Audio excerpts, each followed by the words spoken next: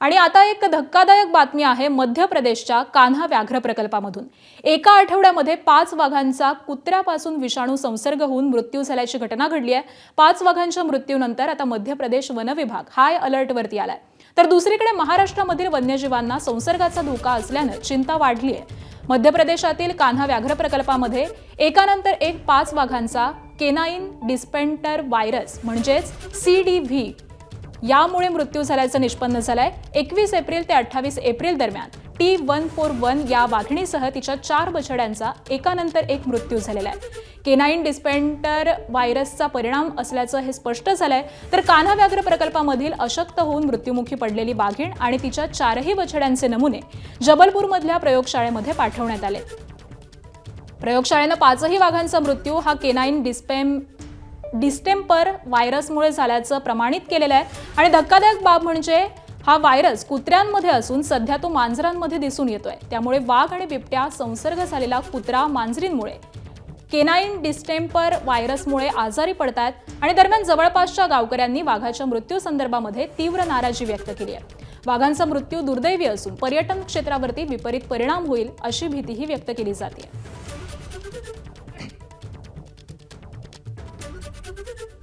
हम लोग यहाँ इस गेट के भरोसे में बैठे हुए हैं। ऐसी बुरी घटना आज तक कभी हमारे शहरी रेंज में घटित नहीं हुई है। हमको रोना आ रहा है।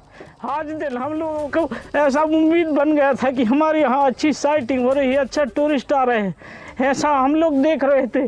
लेकिन ना जाने ये किसकी नज़र लग गई, कौन क्या पॉइजन हो गया, क्या घटना के कारण से वो छोटे छोटे बच्चे, वो बच्चे नहीं मरे, हमारे परिवार के सदस्य जैसे खत्म हो गए। वो आज हमको रोना आ रहा है। लगातार हम बताने की गुंजाइश भी नहीं है। आसपास डॉग्स वगैरह में ये जनरली होता है, तो इसका कब आउटब्रेक होगा ये कुछ कह नहीं सकते। जैसे हमारे कोरोना का हमारे वायरस हमारे अंदर कहीं ना कहीं होगा, लेकिन वो जब आदमी कमज़ोर होता है, कुछ उसमें दूसरी प्रॉब्लम्स होती, तब वो ये वायरस फिर वो हो जाता है, एक्टिव हो जाता है ज़्यादा।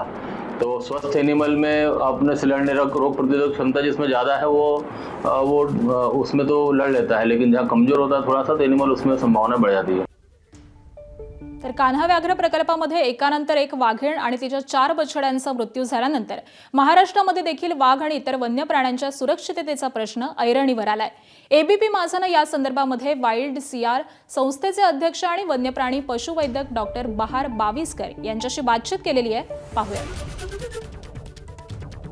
आपल्यासोबत डॉक्टर बहार बाविस्कर आहेत, वाईल्ड CERचे ते अध्यक्ष आहेत आणि ख्यातनाम पशुवैद्यक वन्यजीव पशुवैद्यक आहेत। कान्हा व्याघ्र प्रकल्पात 21 एप्रिल रोजी एक बछडा मेलेला दिसला आणि तो प्युट्रिफाय झालेला होता, सडलेला होता। त्याचं बॉडी जी होती ती कुजलेल्या अवस्थेत सापडली होती।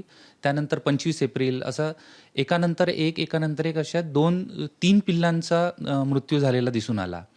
त्यानंतर वाघीण आणि आणखीन एक तिचं बछडा जो आहे ते रेस्क्यू करण्यात आले होते। ते पण आजारी असल्याचं दिसून आलं होतं आणि अनफॉर्च्युनेटली दुर्दैवाने त्यांचा सुद्धा उपचारादरम्यान मृत्यू झाला। जेव्हा त्याचं पोस्टमॉर्टम करण्यात आलं, शवविच्छेदन करण्यात आलं, त्याचे सॅम्पल्स जबलपूरच्या प्रयोगशाळेत पाठवण्यात आले, तेव्हा लक्षात आलं की ह्या वाघांचा मृत्यू कॅनाइन डिस्टेम्पर ह्या रोगामुळे होतो आहे। आणि 4 बच्चे आणि 1 वाघीण असे 5 वाघांचा मृत्यू झालेला आहे आणि हे फारच दुर्दैवी चित्र आहे। आसपासच्या गावांमध्ये सुद्धा कुत्र्यांची संख्या फार मोठ्या प्रमाणात वाढत चालली आहे आणि हा रोग प्रामुख्याने डोमेस्टिक डॉग्स म्हणजे पाळीव कुत्र्यांपासून पसरणारा आहे। पाळीव कुत्र्यांची आणि वाघ आणि बिबट यांची जी एकमेकांसोबत जी इंटरॅक्शन होते आहे ती सध्या वाढत चालली आहे। कुत्र्यांची संख्या वाढत चालली आहे, त्याच्यामुळे बऱ्याच ठिकाणी शहरांमधले किंवा जंगलाच्या आसपासच्या गावांमधली कुत्री जंगलामध्ये सोडण्यात येतात आणि जेव्हा वाघ बिबट शिकार करतात ते गावाजवळ येतात आणि तेव्हा कुत्रेसुद्धा ती शिकार शेअर करतात आणि कुत्र्यांच्या लाळेमधनं कुत्र्यांच्या जे काही इन्फेक्शन तिथं पसरत आहे त्याच्यामुळे हा रोग वाघ आणि बिबटला होतो आहे। कॅमेरामॅन अतुल हिरडेसह रजत वसिष्ठ, एबीपी माझा, नागपूर। आणि कान्हा व्याघ्र प्रकल्पामध्ये नेमक्या काय उपाययोजना करण्यात येतात पाहूयात।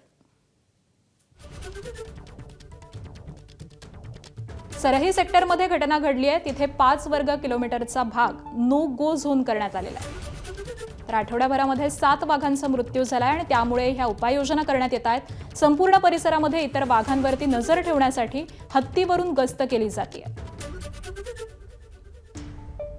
परिसरात 40 कॅमेरे ट्रॅप बसवण्यात आले.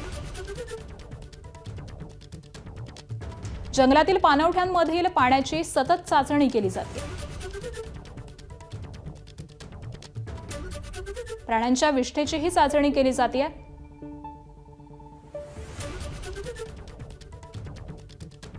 अवतीभोवतीच्या साधारण 80 गावातील कुत्र्यांचं लसीकरण सुरू आहे.